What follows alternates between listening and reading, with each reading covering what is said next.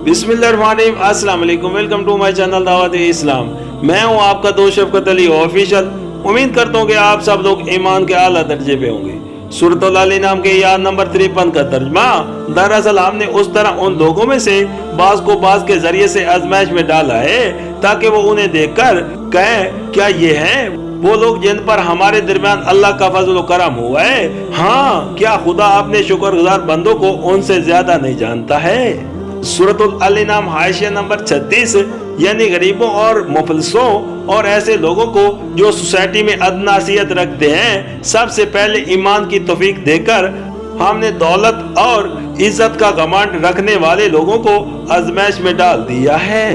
सूरतुल अल नाम की आयत नंबर 54 का तर्जमा, जब तुम्हारे पास वो लोग आए जो हमारी आयत पर ईमान लाते हैं तो उनसे कहो तुम पर सलामती है, तुम्हारे रब ने रहमो करम का शेवा अपने ऊपर लाजम कर लिया है।